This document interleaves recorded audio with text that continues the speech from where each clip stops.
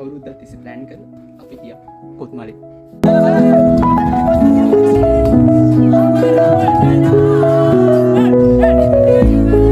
Ready ගායියා කොහෙද?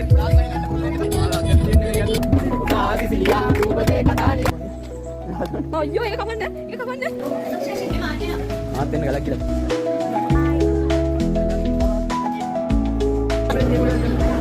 ඉතින් කට්ටියට කොහොමද? මගේ ජීවිතේ ලස්සන දවසක් තමයි මේ යන්නේ. මොකද කාලෙකට පස්සේ අපි ගියා ලස්සන ට්‍රිප් එකක්. ස්කෝල්ට ඇවිල්ලා පහන තියලා බුදුන් වැදලා තමයි යන්න ලෑස්ති වුණේ. අපි ඉස්සෙල්ලාම ගියේ කොත්මලේ ජලාශය බලන්න. අපි ජලාශය බලන්න ගියාම ඒක නිකන් තිබ්බ නිකන් කෞතුකාගාරයක් වගේ තැනක්. ඒකේ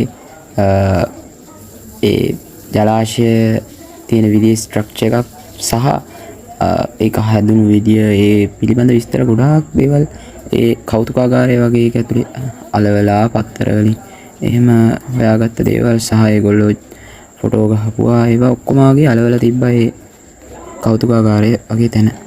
ඔය ඉතින් කට්ටිය බලාගෙන යන්නේ ඒ කියපු ස්ට්‍රක්චර් එක තමයි. මා විශාලයි ඒ ස්ට්‍රක්චර් එක නම් හැබැයි මාරම ලස්සනට හදලා තිබ්බා. මම ඉතින් ඒකත් බලලා පහලට එහෙම ආවා. පහලට ඇවිල්ලා බලද්දි අබ්බෝ මාරම ලස්සන පරිසරයක් දැක ගන්න පුළුවන් වුණා. ඔය දැන් මම ඉන්න තැන ආයේ කියලා වැඩක් නැහැ. ඊ තරම් ලස්සනයි මේ පැත්ත. මාරම ලස්සනයි කියන්න දෙයක් නැහැ කියලා වැඩක්.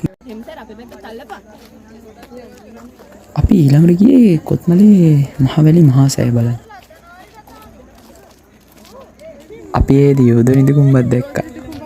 ඒව පොඩ්ඩක් විසයි කියලා ඒවයින් පරිස්සම් වෙන්න කියලා බෝඩ් එකකුත් එතන ගහලා තිබ්බා. ඒ වුණාට පේනවනේ මමයි පෙවුණු කරන වැඩ ගහකටවත් නිදාසේ ඉන්න දෙන්නේ නැති හැටි.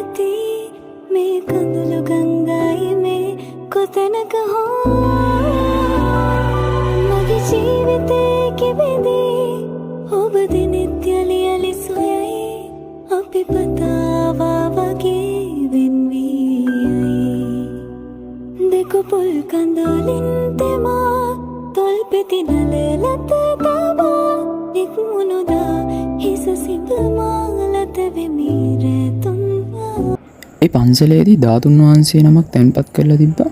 මම දන්නේ නැහැ ඒ ධාතුන් වහන්සේ මොකක්ද කියලා හරියටම දන්නේ නැහැ. මේ ගැන දන්න කට්ටිය පොඩ්ඩක් පහලින් කමෙන්ට් කරගෙන යන්න අනිත් කට්ටියටත් දැනගන්න. අපි මේ ඊළඟට බලන්න යන්නේ ඒ පැත්තෙම තිබ්බ දම්රෝ කියලා ටී ෆැක්ටරියක්. ඒ ටී ෆැක්ටරියට ගියාට පස්සේ අපිට ලොකු පැහැදිලි කිරීමක් හම්බුණා. එතන හිටපු මිස් කෙනෙක්ගෙන් ගහින් කඩාගන්න එකේ ඉඳලා පැකට් එක දක්වාම ලොකු පැහැදිලි කිරීමක් හම්බුණා මේ සම්බන්ධව. මේ ෆැක්ටරිය බලලා ඉවර වෙලා තමයි හොඳම වැඩේ තිබ්බේ. අපි ඒ උන්ට ෆොටෝ ගන්න තිබ්බොත් ඉතින් වෙන මොකුත් ඕනේ නැහැ. සාදරේනු කලන සාදරේක සීනයට නුඹ ඇත ඉඳන් ඇවිදින්.